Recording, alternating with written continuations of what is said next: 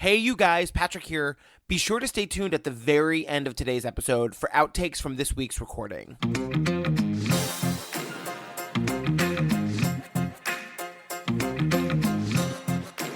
Hey, girl. Hey.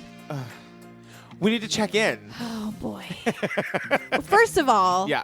there's a Daisy ghost story. Okay, here's the thing. Are you okay? I'm okay. I'm afraid of talking about it on the podcast because I feel like people are going to think I'm making it up for the podcast, and I'm not. This is real. This is really happening. I don't know anything about this. You know what? I had to find out about it on Twitter. I resent on the our shit shared out of that. Twitter. I know. I was like, what? Oh, my God. All right, here's what happened. So we put Daisy to bed, and we give her milk. She drinks milk in a sippy cup to go to sleep in her crib. Typically what happens is we'll put her to bed, go start the Golden Girls. We don't get too far into the Golden Girls because we know she's going to call me. So this night it takes her a few minutes to call me. And I was like, oh, maybe she fell asleep. And then I hear, Daddy, Daddy. So I go in. So I give it a minute and then I go in and I'm like, hey, baby. I'm like, what's up? And she goes, and she literally, her eyes are closed like she's asleep. And she goes, I want more milk. I go, okay. So I go to take the milk and as I'm walking over there, she goes, but Daddy, I didn't call you. It wasn't me. And I said, full body chills. I said, who was it, baby? And she goes, the other girl, Daddy. There's a girl now! There's a man and a girl. Yeah. Yes.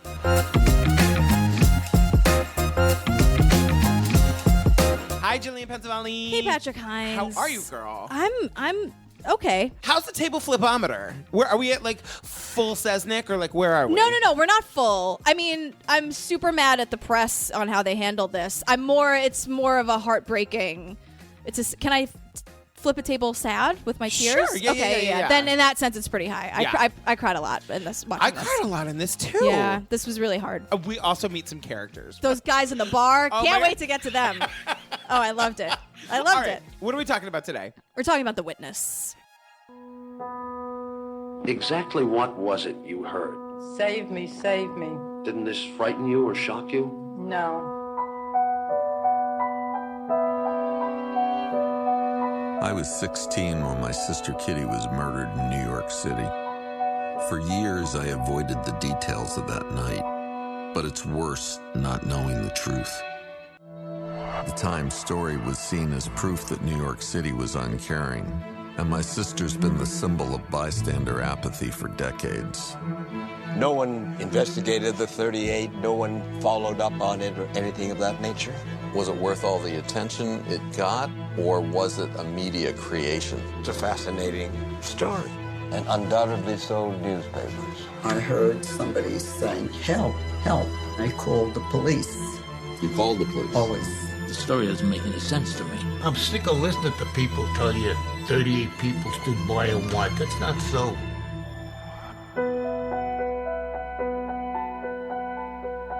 It really doesn't take a lot to kill a person, I guess.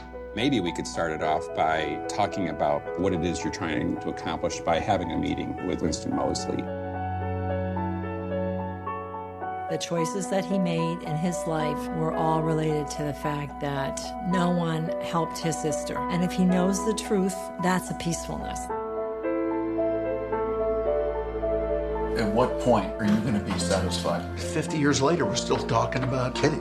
I can't stop until I feel like it's over. Yeah, when is it over? I'll know when it's over.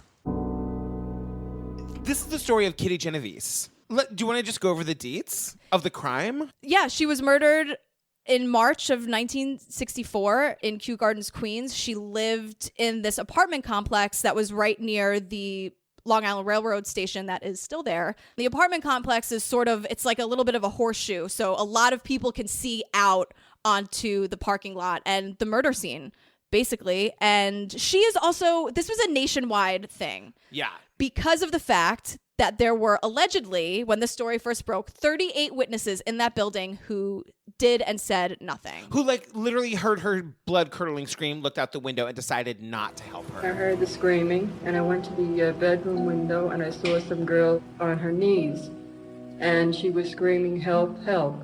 Just exactly what was it you heard? Save me, save me. Didn't this frighten you or shock you? No. this whole documentary is from her brother's point of view, because he's deciding to like relook at the famous New York Times article that came out in that year, 1964, about the 38 people who watched and did nothing. Right. His name is William or Bill. And listen, this guy is documentary gold. He has no legs. He is like the smartest. You just want to follow. You just want to listen to him talk. He's got this like amazing voice. He's in a wheelchair. He doesn't need any help. He's like, this guy's awesome. And he's Gemma and Abby level of just like, I'm going to get this shit done, whether you like it or not. He's the kind of guy you meet and you're like, what's your story? We need to make a documentary about you. Right. Yeah. Yeah. And we'll get into why he's in a wheelchair. Yeah. Because, or how many times am I going to cry during this recording? Let's see. 2 weeks after my sister Kitty's funeral, the New York Times published a front page story. It barely mentioned her killer. Instead, it focused on Kitty's neighbors and practically blamed 38 of them for her death. But recently, the Times published a new article. It challenged the accuracy of its original report. And others now claim the story of 38 witnesses is more myth than fact. Let's take a minute and explain why Bill is doing this. So it's more than just because it's his sister. Because when this New York Times article came out, the story became these 38 people. It became a nationwide issue. Like there's even footage of Bill Clinton talking about it. I actually refer to him as Foxy Bill Clinton. Sure. Lights came on in the apartment building. A window opened. The attacker got nervous and left. But not a single person came to the rescue. No one even called the police at a time when the average response time was 2 minutes. So the man came back and stabbed her again. It sent a chilling message suggesting that we were, each of us, not simply endangered, but fundamentally alone.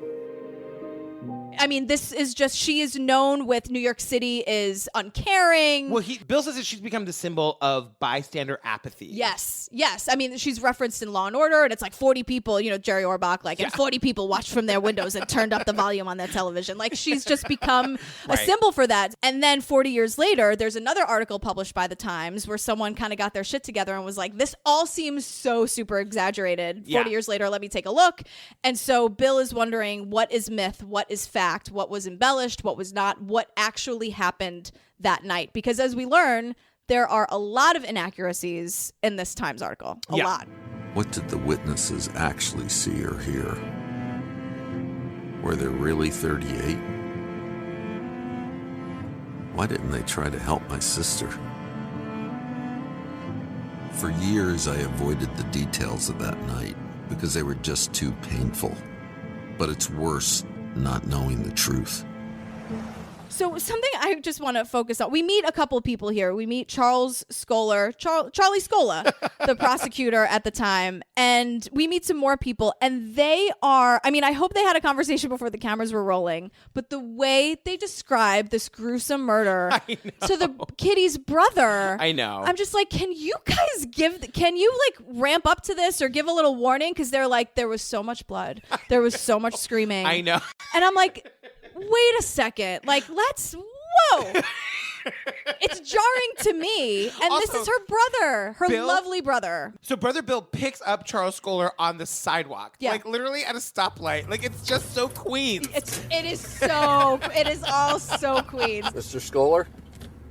Yeah? Yeah. Hi. How you doing? All right. How are you? You guys couldn't just meet at the diner? They'll get there. They'll go to the diner. You always go to the diner. You always end up at the diner.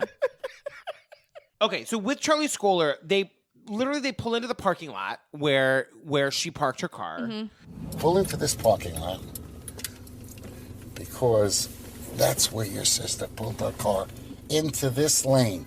They walk the sidewalk where she had walked, and as they're going, Charlie's sort of explaining to Bill, the brother, like what happened. And this is where Winston Moseley caught up to her and struck the first blows to her back. So he's like, this is where she screamed, and that we know that the elevator operator for the building heard it and didn't come out and help. Instead, he went downstairs to bed. Joseph Fink was seated in the lobby of the Balboa. He was the night elevator operator, and he saw the entire first attack take place, from beginning to end. And he knew exactly what was happening. And instead of doing anything, he got on the elevator, went downstairs, went to his apartment, and went to sleep. Ultimately, like they go to the stairwell where she died, where she was attacked for the second time, and he says, "This is where Carl Ross comes to the top of the stairs and calls his girlfriend." Now, as she was being attacked in this hallway, Carl Lewis looked down, and he saw that second attack take place. And he went to the telephone, called his girlfriend. She said, "Don't get involved." Carl, get involved. Exactly. I'm sorry. Like, I mean, and we'll get into this, but like. And the prosecutor is adamant that the time between the first attack and when he came back to find her was like 30 to 40 minutes. How much time do you think, if you can remember, from the first attack to when he finds her again? I would say about a half an hour, possibly 40 minutes. Long enough for somebody to have called the police and for the police to have arrived, and probably to save your sister's life. All of this will be proven untrue later. Yes. So Bill the brother decides, in order to investigate this properly, he has to track down the people who testified in the trial. And like also, he's learning these things on the flight. His family doesn't know anything about what really happened to her. Mm-hmm. But so they're going through the transcripts, and we'll get to that in a second, but the transcripts are being read by these voiceover actors. Yeah, and they the sure are. queensiest. And I mean that in like the New York, not the gay sense. So Gillian, take us through this. Who are the 5 people who testified, and what do they have to say? All right. First, apartment 204, Irene Frost. She heard a shriek. Nothing looked weird. She went back to bed. I heard a shriek. I got out of bed, went to the window, and I saw a man and a woman standing across the street by the bookstore. I looked at them for a minute. Nothing happened, so I got back to bed. So here's the thing about Irene. So they're trying to get all these people. And a lot of people at the time, like, a building full of people, there's going to be old... Yeah, the Queens, is, especially that area, is just filled with people who've lived in the apartments for 45 years. Yeah, exactly. So even at the time, it's like these people were pretty up there. So Irene, he's trying to track down Irene. So he finds like her son or whatever. He finds the son of her former employer. Yes. Yeah. Who drops this bomb? Irene stole, I don't know how, I don't know what, $100,000 from her former employer. I know the name well. My grandfather didn't know much about running the business, and apparently Irene stole several $100,000 from him. And William's like, "Oh, interesting. Is she alive?" And the son's like, "Oh, she's long dead." Now, do you know if she's alive or dead at this point? Oh, she's long dead. And in his inflection, it's like, and nobody misses her. Like, whoa. And then there's this image of like, there's a picture of her in the newspaper, and it was like, excellent secretary. And it's like, excellent at money laundering and like... Exactly. Oh my God. Oh, so she's off the list. She's not going to help us. Next person, Robert Moser, apartment 715. He's the one who, this is so Queens, hollered, "Get out of there." I saw this girl at the bookstore, kneeling, and this fellow had her down, bending over her, and I hollered, "Hey, get out of there." Who he says the guy ran off like a scared rabbit. And he jumped up and run. He ran like a scared rabbit. So he at least saw something and said something. It's true. Unfortunately, that was not adopted in New York City until decades later. Yeah, exactly. But he died in 1971. Up next, Andre Peake. I can't do a French accent. I cannot do it. Neither can the voiceover actress who does this voiceover. It's horrible. Can we talk about the fact that in my notes I said Frenchie with a photo of JFK and Jackie O? I know it's this woman is like on the tarmac with JFK and Jackie O just like chilling. And they're like greeting her, it looks like. Like they're saying hi to her. I'm like, Andre, what are you doing living out in Queens? Andre. Anyway, she saw everything. And she was scared, frozen at the window. So she was a big old no help. I was still at the window, scared, kind of frozen. Like, can't you just see this image of this like gorgeous like bombshell flight attendant, like cigarette in black and white, right? Yeah, exactly. Totally. I was seeing it in black and white. And raining. Suddenly it was raining, just in her window. I heard the last 2 screams, and that's all she said. I know. Thanks, Andre. She did nothing. Thanks for nothing. Died in 2002. Okay. Okay, next. Oh, I love this part. My favorite person. Okay, Sophia Farrar. So we don't get her apartment number. No. But we do like see her testimony. And we learn a bombshell here. The bombshell being Kitty didn't die alone. No. Everyone, it had been reported in that New York Times story that Kitty had died alone in like a pool of her own blood at the bottom of those stairs. But no, that's not true. And Bill doesn't know. This is news to Bill. So, sorry, what happens? So first, we don't meet Sophia. We meet her son, Michael. Oh my God. I love him. He's what you like. That's Kew Gardens. Yeah. Current day, like present day Kew Gardens. Totally. We got Michael. My mom, she really liked Kitty, and she can't get around no more. But I spoke to her, and she told me stuff that I couldn't hear when I was younger. What happened and all, and we'll get into that later. Michael's mother was with Kitty at the bottom of the stairs when she died. Right. So he takes him to the bottom of the stairs and he says he compares it to the smell of a butcher shop. There was so much blood that it smelled like a butcher shop. But you could actually smell the blood. It's like something you don't forget. It's like walking an old butcher shop, how you could smell that, the human, the meat.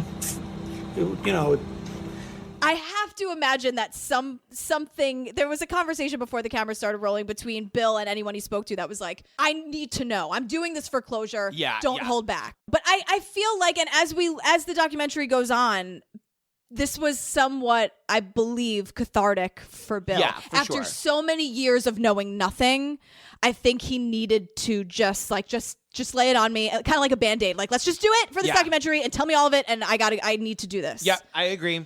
So he says he's going to try to get his mother to talk to Bill. And why doesn't she want to? Because she talked to one paper. Oh my God, the look on your face. I thought I said the wrong answer. No. Yeah, she talked to one paper. My mom spoke to one woman from a newspaper back then, and she told her what happened. And the woman says, would you do that again if you had to? And my mother says, certainly, of course. When the paper come out, it says my mom said that she would never get involved with it. And that's when my mother says, it don't pay to talk because they twist what you say. And she never said anything since. And then it ends again in the queensiest way possible where Michael and Bill part ways and Michael's like, give the best to your family. Yeah. Give the best to your family and... Call your mother. Tell your mother I said hello. My dad used to go to a restaurant in Queens, right on Queens Boulevard, that has since closed down. It was called Joe Abbracciamento's. It was the best. Mike and I had our rehearsal dinner there, and down the street there was a cigar club. Oh, God. It's the most Queens thing. It looks like it had the decor of Joe Abbracciamento's hadn't changed in years, and I loved it. Like that, give me that kind of Italian restaurant, Yeah. But they used to say if guys would leave and go over to the cigar club, they'd say, "All right, I see you over there." And so that, like, this is real, you guys. I've lived this. Sorry, see you over there. Say hi to your mother for me, all right? I see you over there. That's how they do. I see you at the diner.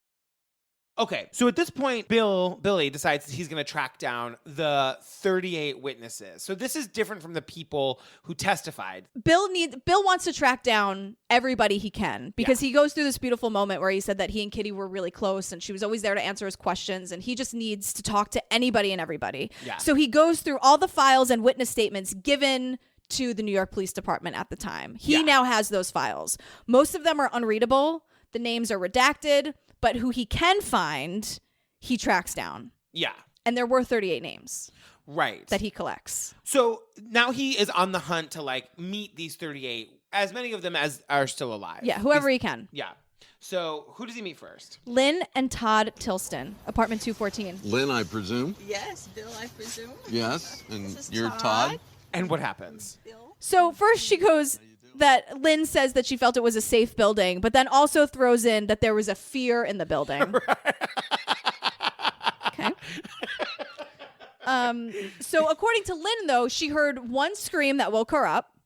And kind of, when you hear something, you wait to see if there's anything else coming next. Especially at my house. Oh, God. Especially. No, you run out the door. And she didn't hear anything else. So she went back to sleep. So now Bill is like, no.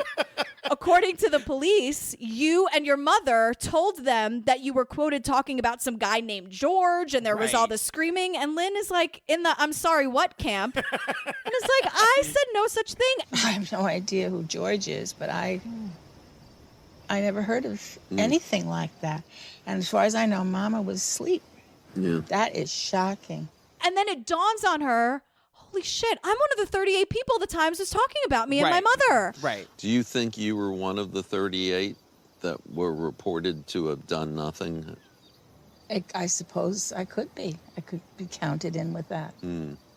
When the because police... I woke up, Yeah. I looked out the window, and I went back to bed. Now, as the viewer, you're realizing, hold on a second. Yeah. It sounded a little much before. Yeah. And now this is starting to unravel. The next person she meets has the greatest name in all of humankind. Hattie Grund. Hello. How are you? You're Hattie? Yes. Hi, Bill Genovese. Nice to meet you. How you doing? Nice strong grip. Come on. And I actually wrote in my notes, oh my God, she reminds me of every one of my mother's older lesbian friends. Perfect. I don't think she is a lesbian. I Yeah. think she's just from Queens. I think sometimes it's hard to tell the difference. So she claims that she called the police. I heard somebody saying, help, help, from what I recall. And then I called the police. You called the police? Always. And they said, we already got the calls. I didn't even finish my statement. And they said, we've already gotten a call. And she says, no, I called the cops, and they basically said, don't worry about it. Yeah, we got this covered. Tons of calls, right. And she was like, okay. Okay, bye. So then Bill, in his brain, is like, well, wait, did she really call the cops, or did she just invent a story that she could live with? Mm-hmm. After hearing Hattie Grund claim she and others called the police, I requested the police log of phone calls from that night. The only call they list is from Carl Ross, well after Mosley was gone. Did the police fail to log the calls? Or did Hattie just create a story she could live with? Carl Ross, the one whose girlfriend said don't get involved, he did call. His call is logged. Yeah. But nobody else. And so Bill is kind of thinking, like, things are not really adding up here. Right. So at this point, we take a little bit of a left turn and get some background on Bill. Yeah, so Bill is a legit hero, not just for what he's doing now, but after Kitty... So remember, Kitty died in 1964.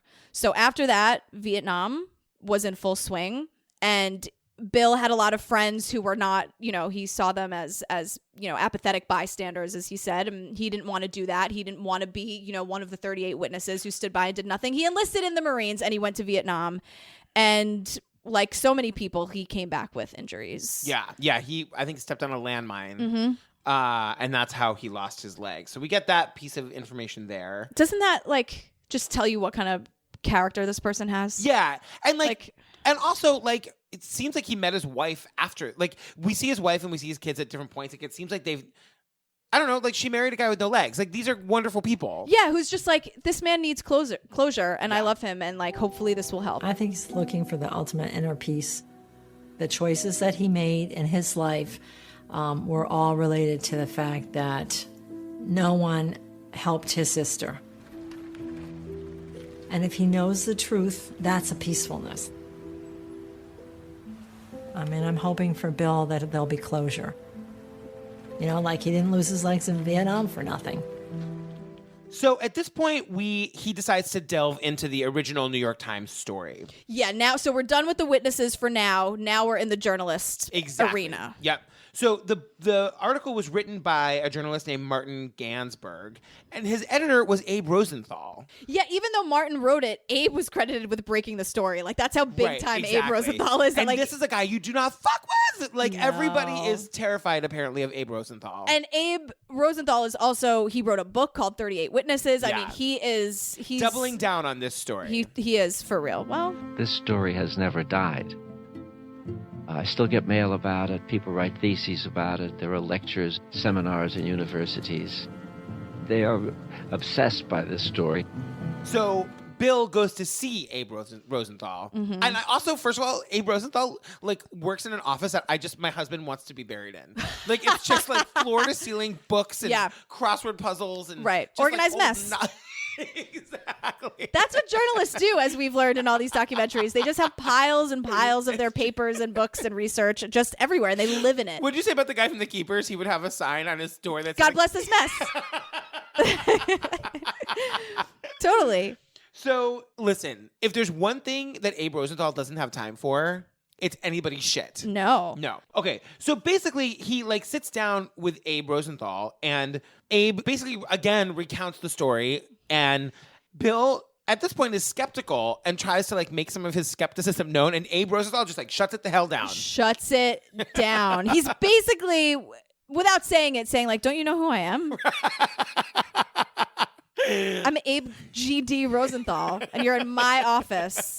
Facts or not, I'm Abe Rosenthal. Well, where did the number 38 come? I wonder, was it synthesized somehow to make a big impact? No. So that we could get a positive, I mean, for a positive result. You asked the question. Yeah. I'm telling you, I can't swear to God that there were 38 people. So basically, Abe Rosenthal is not taking anything back. Nope. Even though 40 years after that original article was written, there was a recanting of the story. But okay. Right. So the next person we meet is Joe DeMay. Joe DeMay, Kew Gardens resident and amateur historian. Man after my own heart. I sat down and I read through the article. And when I was all through, I thought to myself, what the heck? This doesn't make any sense at all. But he's also like, hold on a second, New York Times from 1964. Let's go through this point by point. Exactly. And he does. And he says the original article was full of holes and inaccuracies. 38 witnesses, he's like, not so much. He reads, they show us the first paragraph of the article. And it's all, the graphics have it all scratched out. So I loved it. Yeah, I know. I was thinking about you in that. Yeah. So the first paragraph reads, for more than half an hour, 38 respectable law-abiding citizens in Queens watched a killer stalk and stab a woman in 3 separate attacks in Kew Gardens. That's a log line for a fantastic movie starring Jimmy Stewart. However, is it true? Not really. No. So what do we find out? So what Joe tells us, and a new term I've just learned, he calls them ear witnesses, not eyewitnesses. Right. Well, it turns out there weren't 38 eyewitnesses at all. The witnesses to the case, with 1 or 2 exceptions, were ear witnesses, not eyewitnesses. Exactly. So people hearing a weird thing, and you kind of think about it, and you're like, oh shit, that's totally right. Because how many people that Bill spoke to and testified were like, yeah, I heard something, right, but didn't specifically say they saw something. Exactly. So that's a big deal. And the New York Times is like, oh, they're all witnesses. Just throw them in, whatever. Exactly. The other major thing is that it wasn't a half an hour. It was minutes. The whole thing lasted maybe 5 or 7 minutes. It was 2 attacks, not 3. He attacked her in front of the cleaners, went back to his car, and then found her in the vestibule of the building and killed her there. The biggest revelation of this whole thing is that in the time that between her being attacked in front of the cleaner, him going to his car, waiting a few minutes, deciding that nobody was going to take any action, and then coming back to finish her off. I hate to use that expression. I know. The people who heard the screams didn't hear any other commotion for minutes, so they thought everything was fine. What happened is this. There was an initial attack on Austin Street that was broken off. The killer fled. Your sister then got up and she walked around to the back of the building. The people in the apartment building could not have seen her for more than a couple of minutes. When they saw him come back, the few witnesses who were still at their windows, Kitty was long gone. As far as they knew, she was someplace safe. So, yeah, the story was generally correct, but in a lot of the important details, it was grossly exaggerated and simply not true. So thanks, Joe DeMay.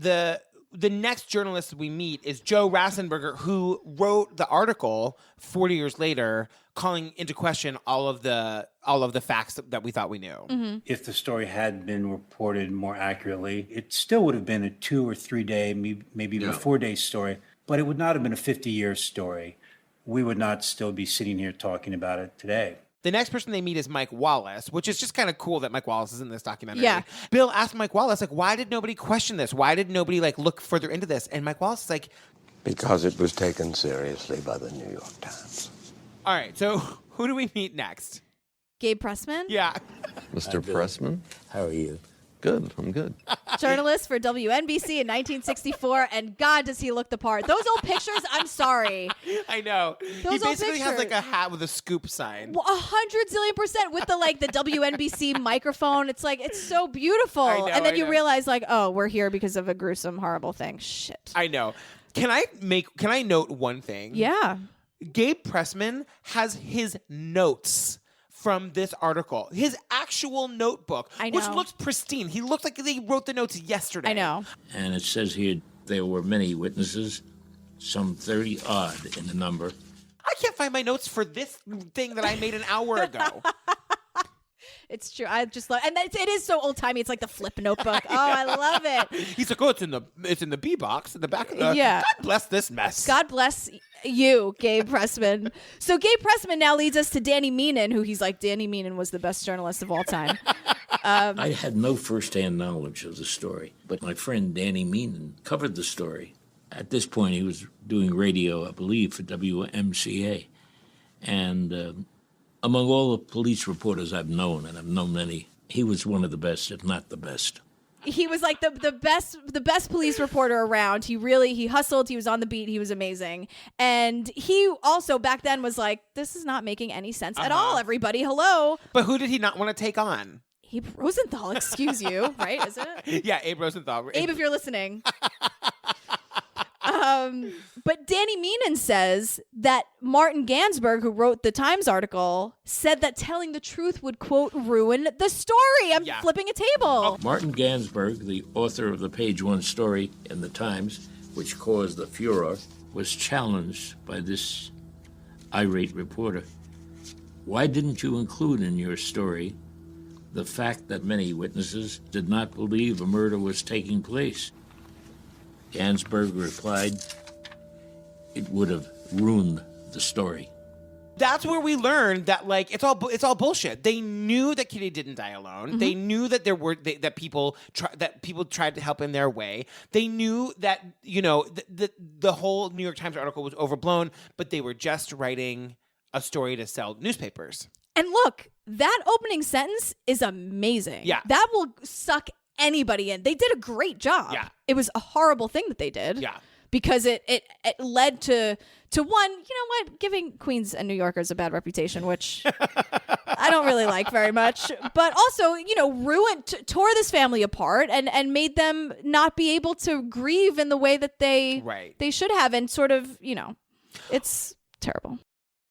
Now we are moving into my favorite part of this documentary. Kitty's personal life.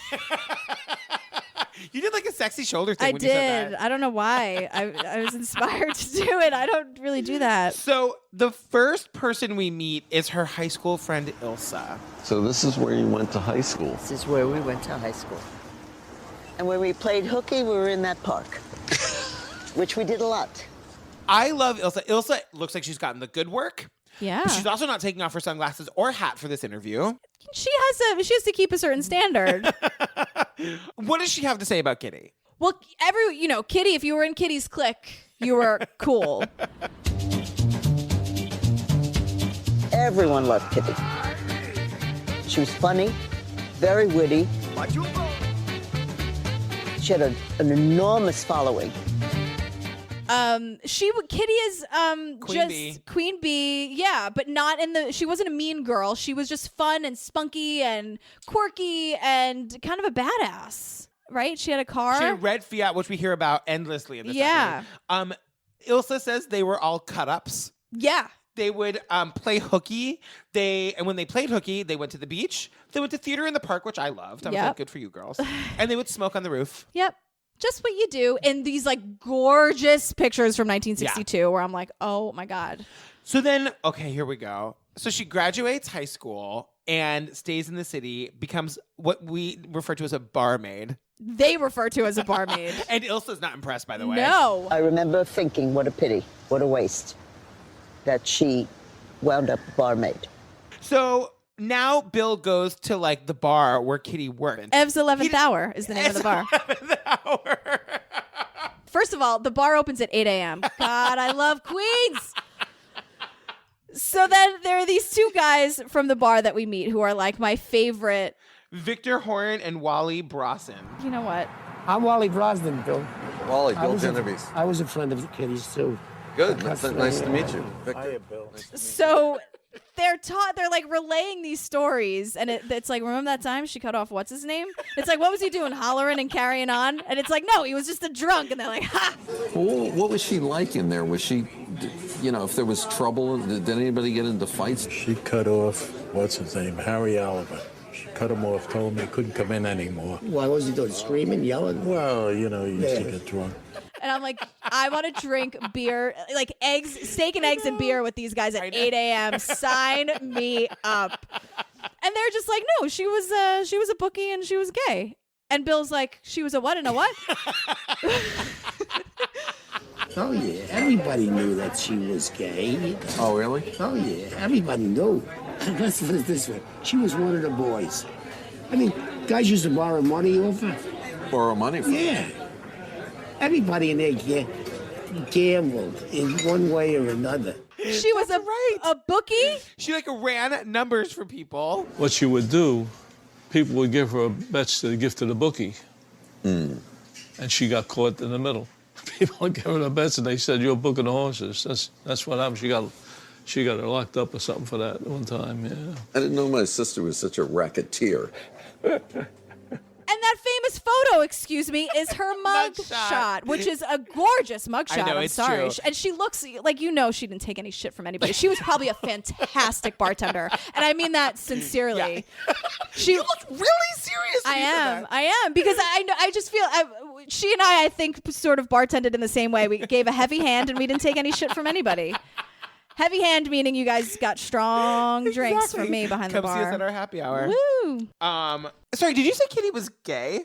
Yeah. At this point in the documentary, we find out that Kitty was a lesbian, and everything was right with the world, and everything was goddamn right with the world. Why do you love that so much? Because I'll tell you a couple things. Yeah. I'm obsessed with New York City gay history. Oh, well, yes. So I know what I wrote a book about it. Yeah. I know what she would have been up to back then. Like, I know, like, the underground bars and the scene and, like, what she was, like, where she'd be, like, meetings she'd be going to. And, it was, like, it's such a budding era of activism. Yeah. And, like, I have a strong sense of what it was like to be gay in New York in the 50s. And it was fucking awesome. Yeah. Yeah. And also, she was just, like, I love that she's sexy and the men loved her. They didn't give a fuck that she was gay. It was 1962, 63. Yeah. Didn't care. They just thought she was a cool chick. She was. I love lesbians. But then Marianne, the roommate. Oh my god. The roommate, I like, love right? it. First of all, I love that her name is Marianne. There's one more person who can tell me more about Kitty's life in the city.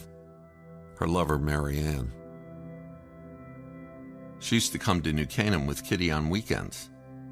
I assume they were just roommates. After Kitty died, we never spoke to her again. There's such a sense of sadness in this part to me. Oh my god, I was sobbing. So Bill tracks down Marianne. Yeah. And Marianne agrees to be in an interview recorded, but she doesn't want a camera. Okay. So it's just an audio interview, and they do this beautiful animation. I know. The animation in this documentary is out of this world. It's so good. Yeah. And so Bill asks her how they met. Kitty's got the moves. Yeah, it's a very sweet story. Marianne, I was always curious, how did you and Kitty meet? It was either the Duchess or the Sea Colony. I don't remember the name. I was sitting at the bar having a beer, and this woman comes up to me and said, "Don't I know you from somewhere?" I said, "Well, no." So Marianne tells Kitty where she lives, and Kitty at 74th and Broadway. And Kitty finds the payphone and calls her from the payphone. And she's like, "Hey, I'm downstairs." I'm like, that is so sexy Yeah, and yeah. romantic, but in a badass way, where it's like, "Hey, I'm downstairs. Let's go." And it's like, "Oh my god, she's downstairs!" I would get so giddy. What a gesture to make the effort, find the payphone. You guys, let's get back to that. Yeah. The 50s lesbians knew what was up. Call me from a payphone once in a while, Mike. God. I fell very much in love with her. Speaking of moves, they get in a fight, and Kitty buys Marianne this poodle named Andrew. First of all, adopt, don't shop. Yes, but correct. a poodle named Andrew. I And know. also, to make up with the dog, you guys take notes, everyone. So they have this dog, and it's Kitty and the roommate have a dog, right? So after Kitty dies, the father says to Marianne, "I want the dog because it was Kitty's." And Marianne, you don't see her face, but you hear on the recording, she was like, "I told him it's my dog." Yeah. And it was. And Yeah. it's the only thing she has left of Kitty. And Kitty, the reason they have the dog in the first place, it's oh my God. She wakes up on Thanksgiving. Thanksgiving afternoon, I woke up. The dog was just gone. Just gone. I never saw him again. And then Bill's like, "That's interesting because one day I woke up and Andrew was in my house." I remember after Kitty passed, Andrew appears at our house. Wow.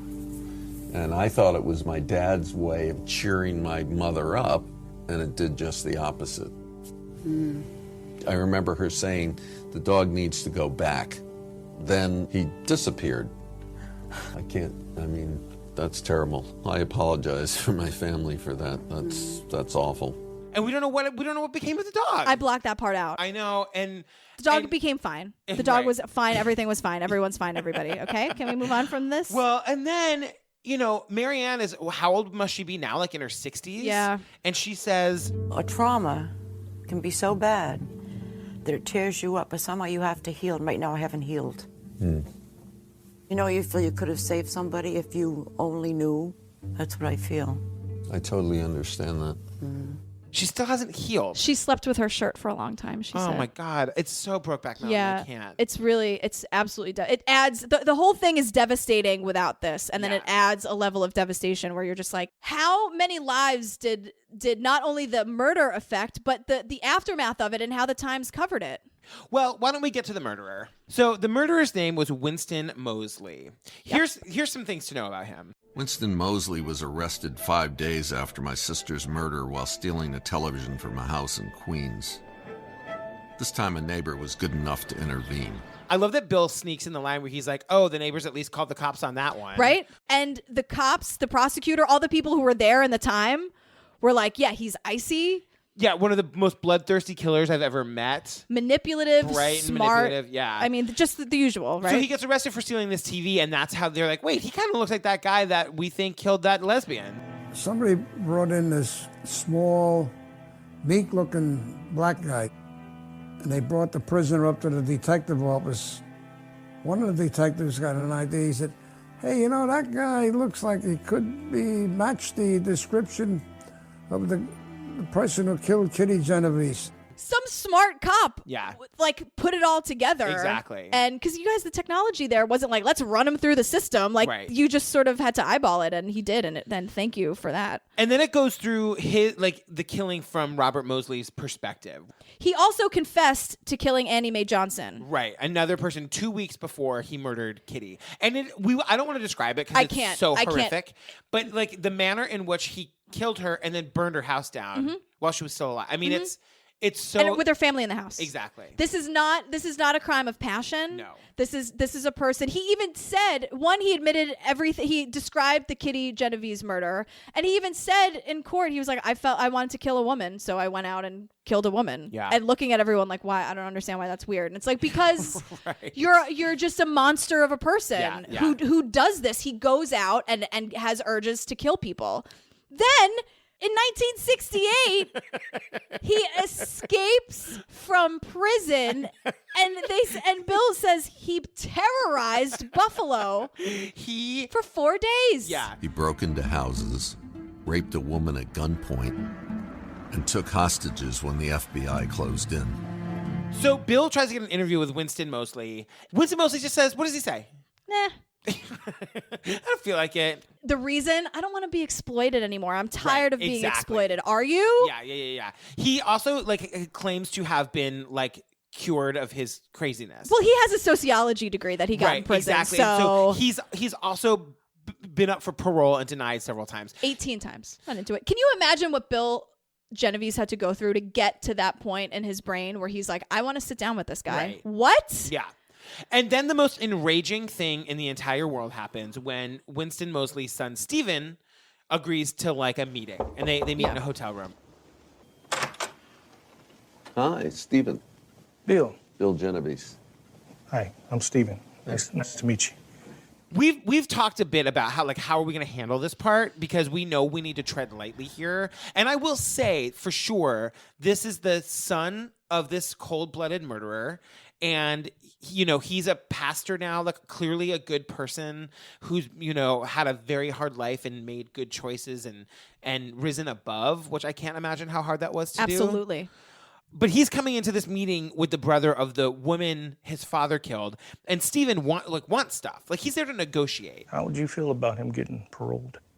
Because, if it had not been for the notoriety of this story, he'd have probably been paroled by now. and bring up things that just make absolutely no sense. And to say things that are so enraging, because Bill talks about how he's looking to forgive Walter Mosley. And then this guy, Stephen, has the audacity to say... Can I explain to you what forgiveness does? When you forgive people, it's for yourself. Yeah. It's for you. Yeah. Bill is an angel on earth, because the way he can even say this about Winston Mosley, where he's like, part of me thinks he's a good guy. And I was like, what? Even the closed captions must have gotten that one wrong. Part of me thinks he's a good guy, but part of me, he's a monster. And Stephen cuts him off and he goes, 50 years ago. And it's like we were saying before, not a crime of passion. Right. Deliberate. He admitted he went out to kill a woman. Yeah. So then Stephen says that his dad, the murderer of Kitty Genovese, says now the story is that Kitty was screaming racial slurs at him. Your sister was using a lot of racial slurs at him, and he just lost it. That's what he told me. And it was a very racially tense time in history, is what Stephen says. Right, which, yeah. True. Absolutely. It still is, right? Yeah, absolutely. Yeah. But with all the 38 people... Right. Especially these ear witnesses, like that was never a thing. And this is just one of the stories that Winston tells. We'll get to a couple more. Don't you guys worry. So Bill takes a breath and says, Do you realize he killed another woman? That's something that I'm not real, sure of. I don't understand that. The other woman was African American. Okay, well, maybe he did do that. I don't know, Yeah. That's something we never discuss. He clearly has made the decision to not know about his father's past deeds. Right. And that's crazy to me. I mean, I guess I get it, but if you're there to negotiate a parole, a support for parole, yeah, you better know all of everything going into it. Right. And even before, Stephen hasn't even sat down right in the beginning, Bill is sort of forced to say, I'm not judging the son by the father's actions. Right. Let's come here on an even level. And we both want the same thing. We've both been tortured really by what had happened, by what happened that night. No one in this room is to blame. Right. But let's talk about it in an honest and realistic way. Right, exactly. And Stephen isn't necessarily getting there, especially when he's like, let me ask you a question. Because things are getting a little too real for Stephen at this moment. Mm-hmm. And he asks Bill. From what I've understood, there was a Genovese crime family. Are you related to the crime family of the Genovese? No, not at all. I've always been told that it had been the crime family that was... No. that Kitty was from. Stephen, between you and me, it's not true. This was such a Bravo TV moment. I was like, what is happening? And that he was warned, Stephen was warned by members of his family. Everybody in my family says to me, you're crazy. You shouldn't go there. You may not come back. And Bill was like... So you're not only cordial for coming here, but you're courageous for coming here. And I was like, Bill! I know. But then a month later, after this meeting, Winston... The father actual killer writes a letter to Bill. This is amazing. And now the story is he was the getaway driver. Right. Did absolutely nothing wrong, was the getaway driver. According to him, he was nothing more than the getaway driver for the true killer, an Italian mobster named Dominic. At that point, Dominic ran at the woman, and I thought I was seeing him hitting her in her back with his fist. I didn't know he had a knife. Why, I asked. She owed me, was all he said. He said to me in a very menacing way, quote, not a word about tonight to anyone. If you ever mention my name, if you talk, you'll be sorry. Your family will pay. And then it's simply signed Winston Mosley. And everyone is like, sir, your testimony says otherwise. Right. The exact opposite. So the movie ends in what I have to say is kind of an over the top. The shake. Are you gonna flip the table? Go ahead. So over the top. It ends with Bill deciding that he needs to actually witness what happened. So that he gets an actress named Shannon Beebe. Mm-hmm. Hi, how are you? Good, how are you? I'm Shannon. Nice to meet you. Yes. To basically reenact the whole thing, like parking the car, walking from the car down the street. Without the murder. So it's just her. Screaming. Yeah. And I mean, you see him taping up like notices to the community about like this is going to happen. Like, FYI, there's going to be a woman screaming bloody murder. And Can you imagine being the bit like if you were there the night of the actual murder, you're like, again? Yeah. Everyone is calling the cops now. Yeah, I should exactly. hope. Right. But that's, I mean, I was thinking about all of that. But then you see it happen and she screams for Jesus.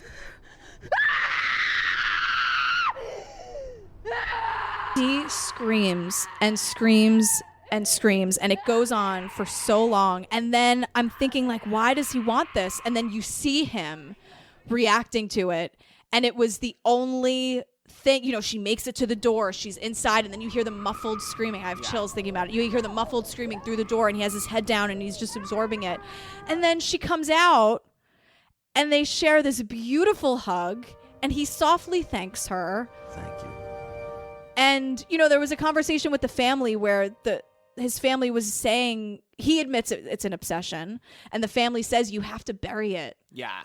And I think he needed to dive into it was like a what do they call it? Immersion therapy? Yeah. Where he was like, I'm going to flooding. He's like, I'm going to talk to everybody. I'm going to learn everything. He needs to know, because I think after 4 years, the fear of the unknown becomes something that your brain cannot handle. Yeah, absolutely. But Bill just is still like a really stable, nice, kind, beautiful soul in spite of all of it. Yeah. So I'm already crying from that whole moment, right? Right. From the hug and the thank you. And then it's like, who's over for Christmas? Sophia from the beginning of the movie, who maybe didn't, who was there with Kitty. The one that was with her the night that, in the moment that she died. Yeah. This is unbelievable. I know.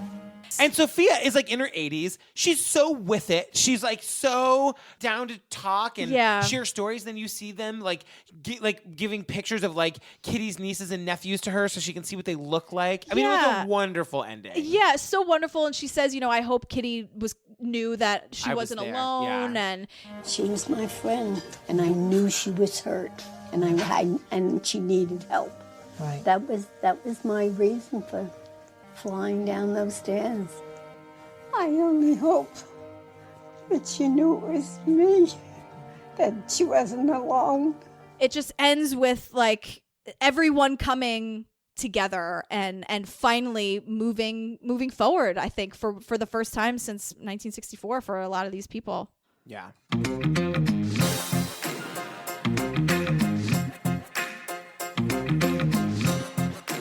Hey, you guys! Hey! Thank you so much for listening to another episode of True Crime Obsessed. We would love it if you would rate and review us on iTunes. Yeah. We got a really interesting review that you guys can check out if you want to. Yes. And react if you feel like it. Yup. Follow us on Twitter. We are at True Crime Obsess, no ED. Nope. But the website is truecrimeobsessed.com. Yeah. Where you can find all the episodes and all of the rest of our social. Jillian, what are we doing next? Holy hell, our first cult! This is the first one of these documentaries I haven't already seen. It's pretty crazy. I'm excited. Here's the preview for Holy Hell, and then stay tuned for this week's outtakes. Okay, bye! Bye, we love you! My name is Will Allen. I started making movies when I was 13. I went to film school, and 3 weeks after graduating, my sister introduced me to her spiritual teacher, and my whole life took a different path.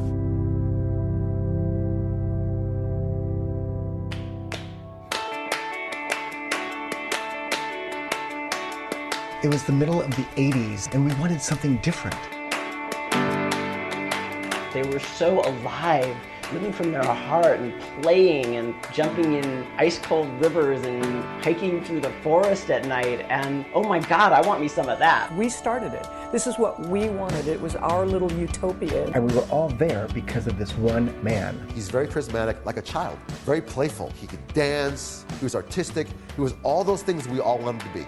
He was just this beautiful, silent entity. And I said, I would follow you anywhere. My films elevated him to the role of an awakened master.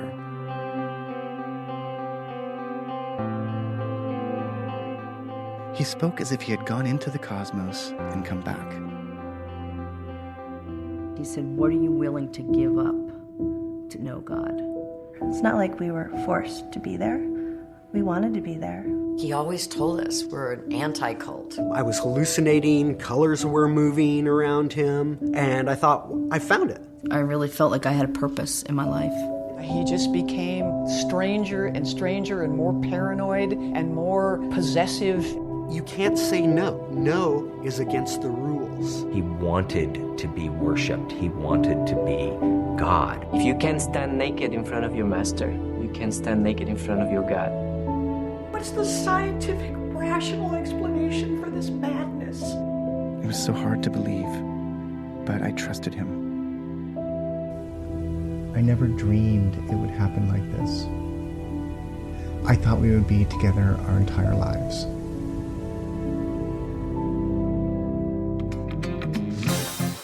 You want to hear something insane? Yeah. My mom, her name is Barbara. When she, years ago, I was away at college, she heard in their home a little girl saying, "Barbara?" And she, in her head for a second, it was a total mind F because like I was away, I was, in the Bronx at Fordham, and she was like, "What?" And my uncle's wife was staying with us at the time because they were like traveling a lot. And my mom was like, "Kim?" And it was like what Kim wasn't home, and also Kim is not a little girl. And I saw that said girl at the top of the stairs one night. You did? Yeah. So that is not a crazy thing that like you would hear someone calling you by your name and have it not be the person in the room. Just saying. Good night, everybody. Happy nightmares. Yeah, she was murdered in 1964 in Kew Gardens, Queens. Sorry, I totally man-interrupted you. Let's take that again. Did you just mansplain? I have my notes right here. How dare you, sir? Okay, up next, flight attendant. Andre Pique? No, that's not a French accent. That's the worst French accent ever. She was. I love lesbians. Have I talked to you about this? We've talked about lesbians many a time. I am obsessed. So my husband thinks that I am more attracted to like butch lesbians than I am to actual men. And in some cases it's true. Really? Yeah. You guys Google this actress Beth Malone. She's a Broadway actress. Oh, yeah. I am obsessed with her. She's so beautiful and she's so talented. Gorgeous. And I would leave my husband tomorrow. Oh my God, Beth, call me. Call Patrick. I mean, God, this is a goddamn good movie. it's really good. It's jarring. It gets you. It sucks you in, and you're just kind of like, the minute it was over, I don't have cable. I have an antenna. Yeah. The minute it was over, I just turned on this channel called Buzzer, and it plays old game shows. I was like, I need to cleanse this palette. Big money, no whammies? Yes, totally. No whammies, no whammies, no whammies. Stop. And then they go home with like $200 and they are over the moon. The moon. Patrick just flailed wildly and knocked his glass of water off the table. I basically flipped the table.